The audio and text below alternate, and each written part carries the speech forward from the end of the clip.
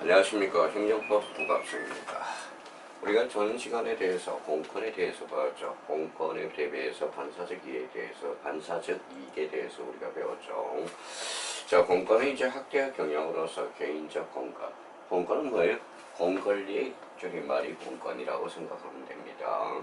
논의가 시작된 이후로부터 여러 측면에서 계속 학대해왔는데 지금 우리가 제일 문제가 있는 게 바로 모하자 재량 청구권, 행정 개입 청구권, 이 두 개가 시험에 자주 출제되고 있고요. 그러면 공권이 점차 학대되고 있다. 다시 한번 우리가 생각해 볼 필요가 있고, 여기에 대해서 이제 반사적 이익의 공권화 이렇게 나와 있죠. 그러면 여기에 대해서 반사적 이익의 공권화라는 것은 반사적 이익, 우리 법률적, 법에 의해서 이제 반사적 이익, 이런 의미를 많이 들어봤을 거예요. 그럼 개설과 관련돼서 반사적 이익의 예와 이익 공권화 경향, 이걸 우리 한번 살펴보도록 하죠. 자, 여기에 대해서 이제 경찰 허가로부터 얻은 이익, 저 반사적 이익으로서는 공중 목욕장 허가, 이미 한번 들어봤죠. 어서 진료 의무 규정을 한자가 받는 이익, 엘필조 충전소 사건과 관련돼서 약종상 영업허가 취소 사건, 이거는 경찰 허가로부터 얻은 이익이라고 생각해 주시면 되고요. 자, 그 다음에 두 번째, 공물의 일반 사용으로 얻은 이익, 공물과 관련돼서 자, 도로통행 아시죠? 도로통행 우리 많이 들어봤고, 여기에 대해서 공물과 관련돼서 대표적으로 공원의 산책이라는 게 있고, 하천에서 수영, 다스서는 이러한 이익을 권리로 보려는 경향은 있지만, 그러면 공물의 일반 사항으로서 좀 반사적이어서 도로의 통행, 공원의 산책, 하천의 수영, 이런 것들을 한번 확인해 주시면 되겠습니다. 여기에 대해서 이제 제3자에 대한 법적 규제로부터 얻으니 대표적으로 이제 환경보전의 규제로 인한 주민의 이익, 이런 것들 하나 예를 생각해 줄 필요가 있고요. 자, 공적 부조라는 것은 돕는 거죠. 의에서 얻는 이익, 생활보호 대상자의 지정으로 받은 이익, 대표로 또 하나 이해간다면 의료보호 대상자의 지정으로 받은 이익. 그러면 이런 것들이 이제 반사적 이익과 공권화 경향으로 가고 있다는 걸 대표적으로 경찰 허가로부터 이익과 그 다음에 공물의 일반 사용으로서 얻은 이익과 제3자에 대한 법적 규제로부터 얻은 이익, 공적 부조에 대해서 얻은 이익, 이걸 한번 우리가 확인해 둘 필요가 있어요. 자, 여기에 대해서 그러면 근거법령의 범위가 전차 확대가 되어 있어요. 원래는 최근 처분의 근거법령의 범위를 처분의 직접적인 법령에만 한정하지 않고 우리 법률의 복잡 취지, 법 전체의 체계적 관련성을 고려해 관련된 모든 법규를 고려하여 법률상 이익을 찾아야 한다는 입장을 취하고 있다. 그래서 우리나라가 현재 최근에 우리가 벌어진 게, 최근에 개정된 게 행정기본법이라는 게 있죠. 우리가 최초면서 행정기본법에 대해서 우리가 최근에 우리가 제정된 부분이 있다라는 거예요. 우리 행정법도 점차 그게 이제 쌓이면서 축적이 돼가고 있다는 걸 확인할 수가 있어요. 그러면 근거법령의 범위 확대와 관련돼서 한번 참고하시면 될 것 같고요. 제3자 이익의 보호, 보면 제3자 이익의 보호, 항상 제3자라는 것은 뭐예요? 우리가 당사자에 의해서 반사적 이익, 제3자가 받느냐 안 받느냐, 이게 바로 제3자 이익의 대표적인 사람이 제3자라는 거죠. 문제점은 뭐가 되느냐? 처분의 직접 상대방이 아닌 제3자와 보호 관련해서 제3자에게 개인적 공권이 승립될 수 있는가 문제된다. 이게 바로 제3자라는 거예요. 제3자가 뭐냐? 대표적으로 이해관계인이 될 수 있죠. 여기에 대해서 이해관계인에게 어떻게 이제 우리 제3자의 이익을 볼 수 있는가? 그게 바로 항고소송에서 제3자에 대한 응고 적격을 인정할 수 있으므로 논의인 실익이 있다라는 걸 우리가 확인해 줄 필요가 있어요.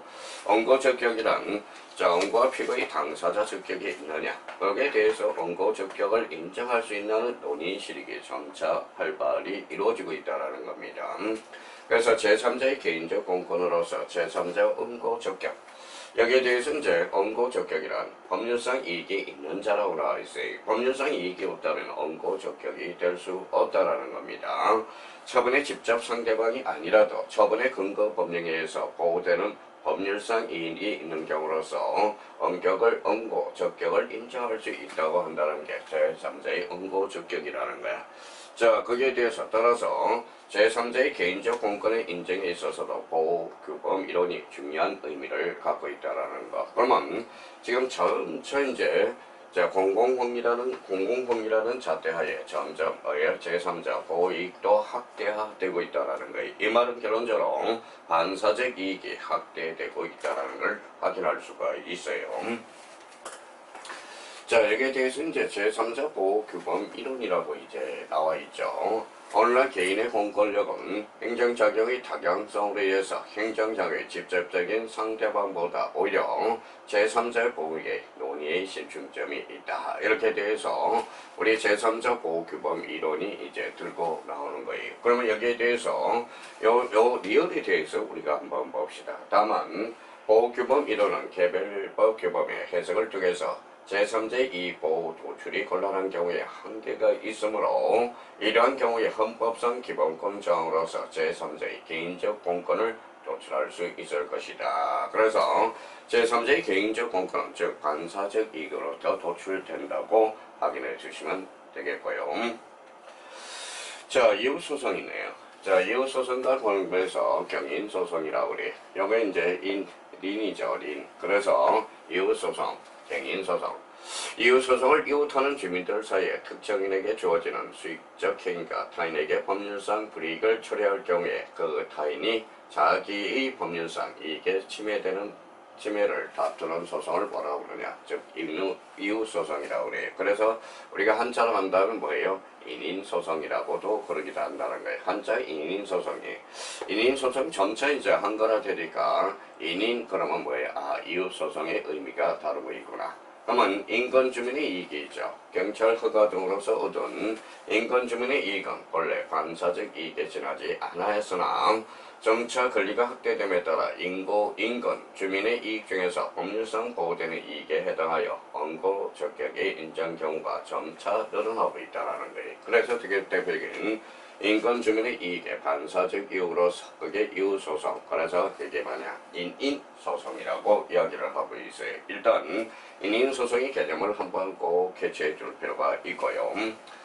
그럼 이용과 관련돼서 행정청과 처분의 상대방의 법률관계에 근거가 되는 법규범이 제3자인 인권주민의 보호도 목적으로 하고 있는가의 여부에 따라서 제3자인 인권주민의 법률상 이익을 인정할 수 있을 것이다. 그래서 그 앞에 이제 기본서가 있는 사람들은 거기에 대해서 기본서를 찾아서 이웃소송과 관련돼서 인인소송에 대해서 딱 개념을 확인해 주시면 되겠습니다.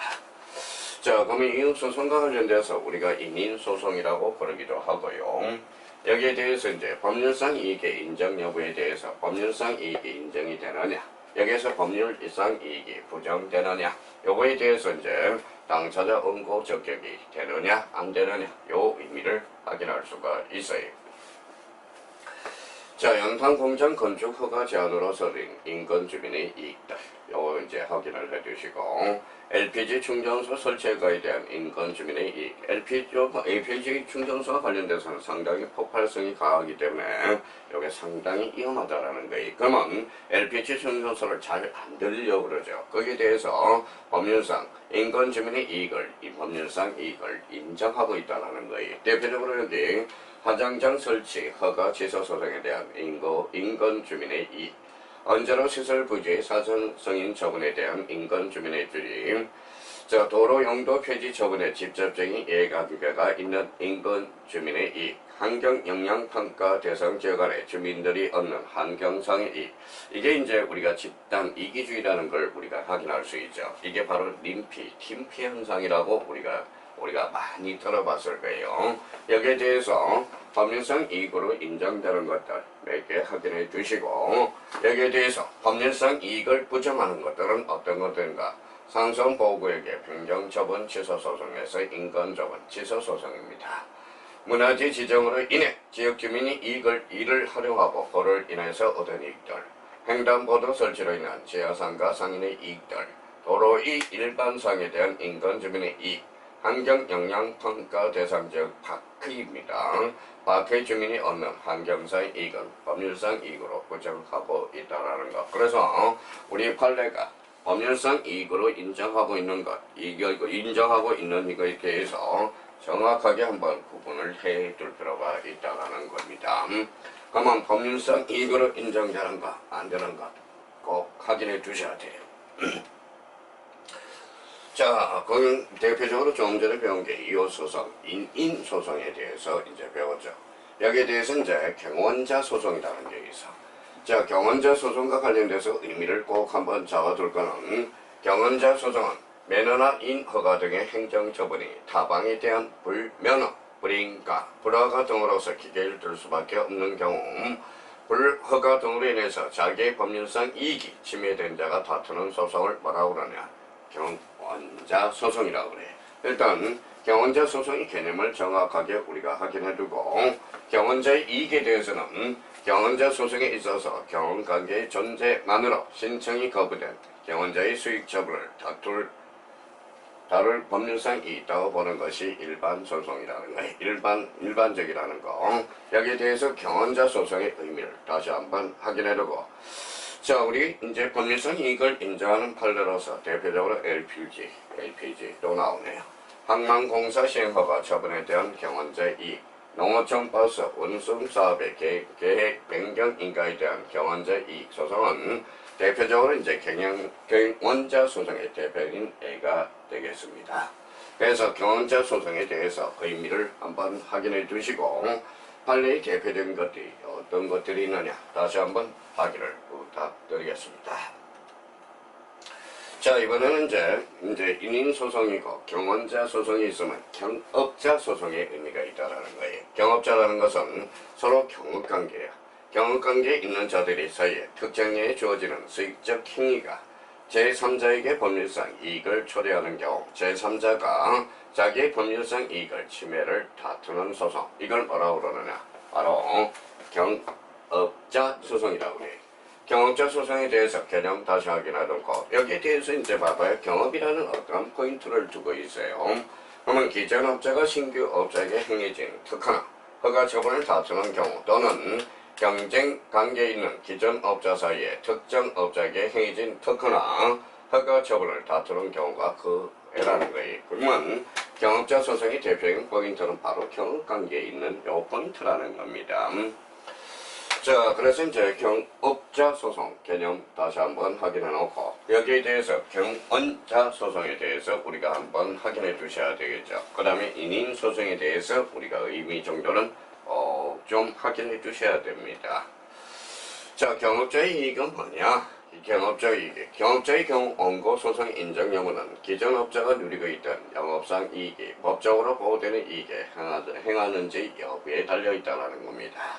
여기에 대해서 그러면 최근에 이제 일반적으로 기존 업자가 특허 기업인 경우 법률상 이익을 인정하여 원고 적격을 인정하고 허가업자인 경우 반사적 사실적 이익에 불과하다고 보아 원고 적격을 부정하는 경향이 일반적이었습니다. 근데 최근 판례는 이게 수익적 행정처분으로 봐요. 특허라든지 이런 것들. 그래서 수익적 행정처분에 근거가 되는 법률이 해당 업자 사이의 가당 경쟁으로 일한 경영의 불합리화를 방지하는 목적도 가지고 있는 경우에 그러면 여기에 대해서 대표적으로 기존 업자가 경업자에 대한 면허나 인허가 등의 수익적 행정처분의 취소를 구할 원고 적격을 인정하고 있다는 거예요. 대표적으로 여기에 대해서 경업자 이익에 대해서 최근 판례는 우리 여기에 대해서 원고 적격을 인정하고 있다. 이 정도를 우리가 확인해 두시면 되겠습니다. 여기에 대해서 이제 법률상 인정 이익의 인정 여부에 대해서 여기에 대해서 법률상 이익을 인정하는 것, 불인정 관계된 것, 대표적으로 경업자와 관련돼서 다시 한번 이걸 다시 한번 꼭 한번 읽어 두실 필요가 있다라는 겁니다. 자, 경업자 이익으로서 대표적으로 이제 법률상 이익의 인정 여부가 되어서 법률상 이익 인정, 법률상 이익 부정. 이제 어느 정도 판례가 자기가 읽어보시면 이제 들어오실 거예요. 똑같은 판례들이 많이 중복되고 있다는 걸 확인할 수가 있고요. 여기에 대해서 이제 대표적으로 공간과 반사적 이익에 대해서 예를 들어놓은 게 있죠. 우리가 이제 반사적 이익으로서 하나의 확대되고 있다. 공권이라는 것은 인권주민과 관련돼서 대표적으로 인권주민입니다. 그래서 이제 연탄공장 허가 제한으로서도 얻은 인권주민의 이익들 우리가 아까 확인해 봤던 거고 자, 여기에 대해서 경원자 관계와 경업자 관계에 대해서 우리 공권으로 보고 있다는 것. LPG 준정서 허가 처분 소송의 경원자 이익 이런 것들. 그러니까 여기에 대해서 이제 분묘 등 수집 운반 정화조 우리 청소업체 업에 관한 기존 업자의 영업상 이익 이런 것들이 바로 공권으로서 인정해주고 있고요. 지금 여기에 대해서 이제 반사적 이익으로서 공권은 이제 반사적 이익으로서 해주는 거. 그래서 이제 상수원 보호구역 아까 우리 봤죠.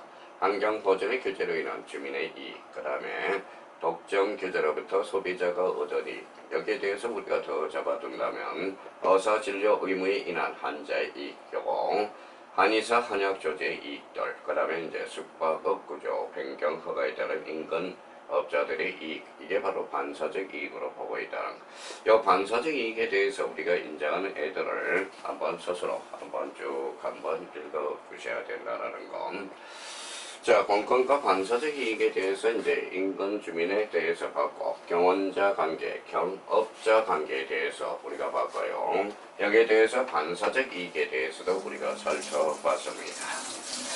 자, 그렇다면 이제 크게 이제 공권과 기본권이라는 게 있어. 이제 기본권이 점차 공권화되고 있죠. 그러면 공권과 기본권의 공권화라서 공권의 승리 요건은 원칙적으로 관계 법리를 기준으로 판단하는 것이 일반적이다. 여기에 대해서 이제 우리가 권리, 공권, 여기에서 의무라는 게 탄생하게 되고요.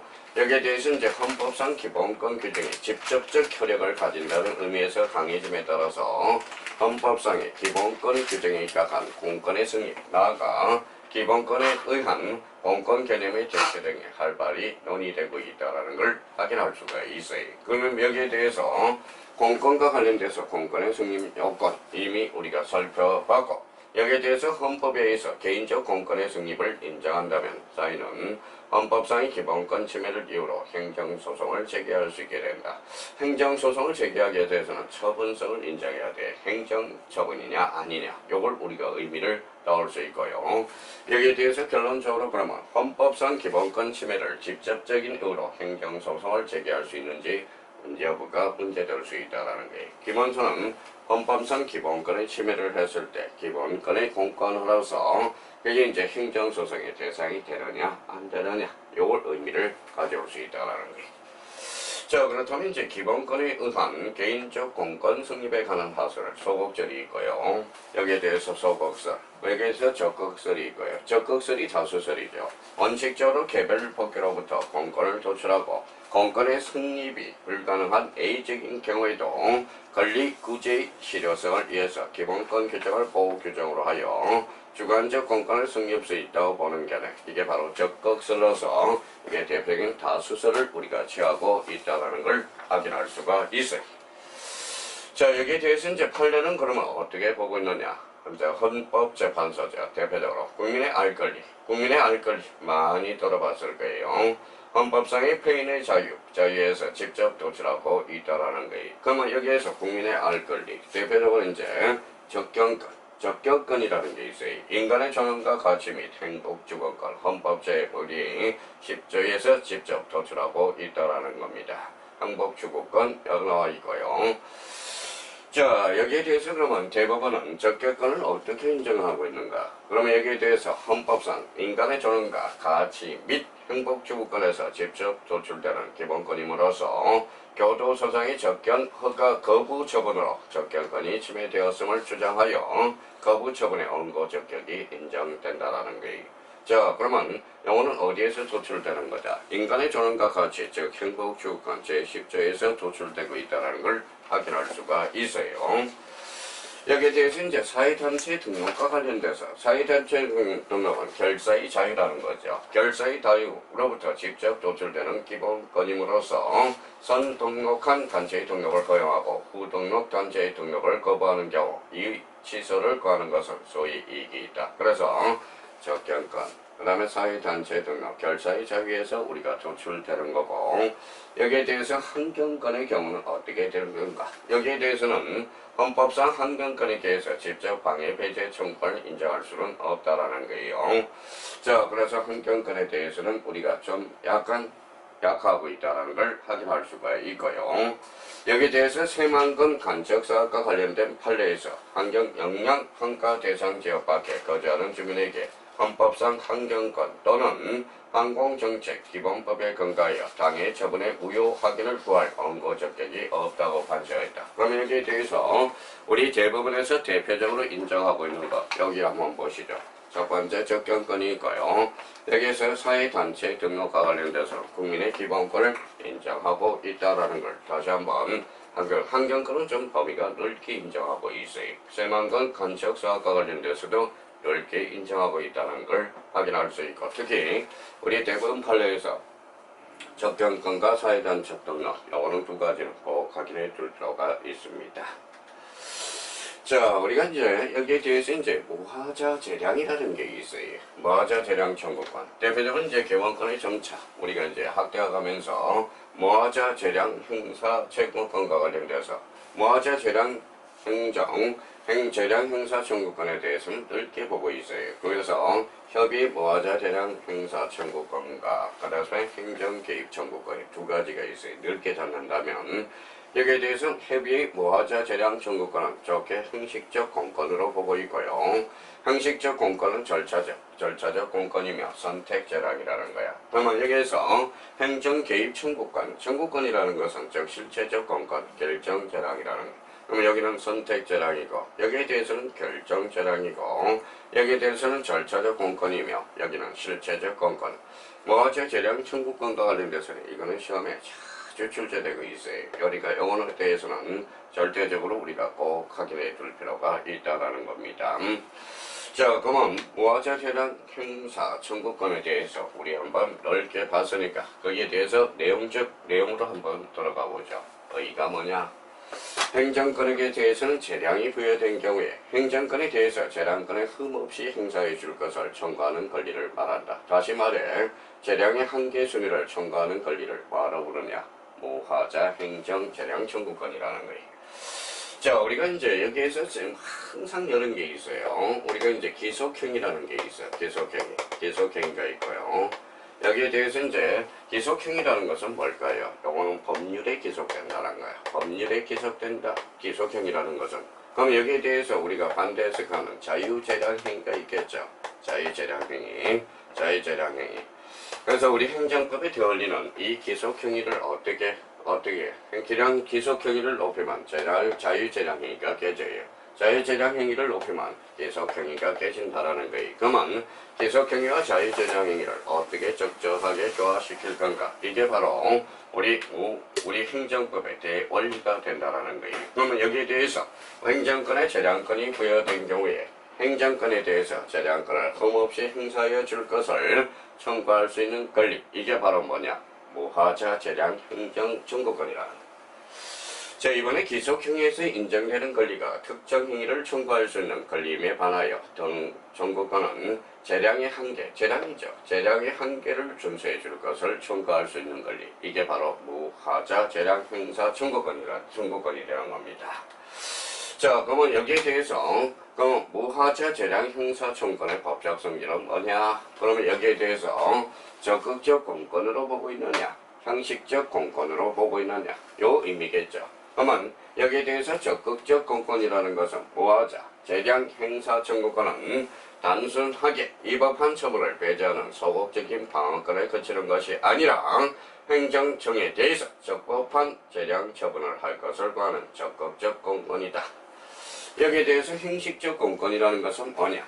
무하자 재량 행사 청구권은 그 내용이 재량 처분에 있어서 전국 처분 행성 과정에서 재량권의 법적 한계를 준수하면서 어떠한 처분을 할 것을 구하는 데 그치고 특정 처분을 구할 수 있는 권리를 아니라는 점에서 형식적 공권으로 볼 수 있다. 이 점에서 특정 처분을 청구할 수 있는 실질적 권리와 다르다는 거예요. 그러면 여기에 대해서 무하자 재량 청구권의 법사 성질은 적극적 공권이며 두 번째는 형식적 공권이라는 걸 두 가지 측면에서 우리가 잡아두시면 되겠습니다.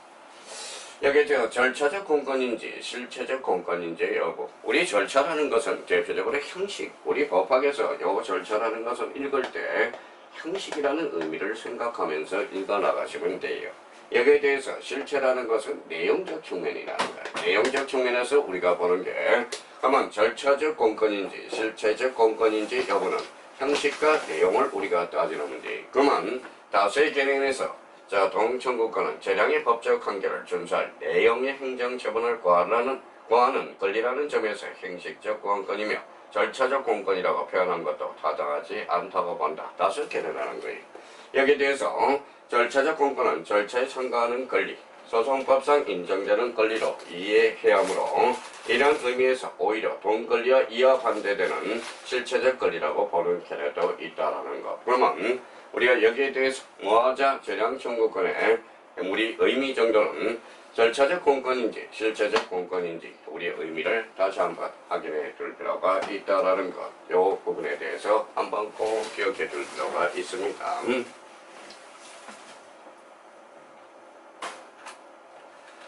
자, 여기에 대해서 이제 무하자 재량 형사 정권의 인정 여부는 우리 잠시 쉬었다 들어가 보도록 하겠습니다.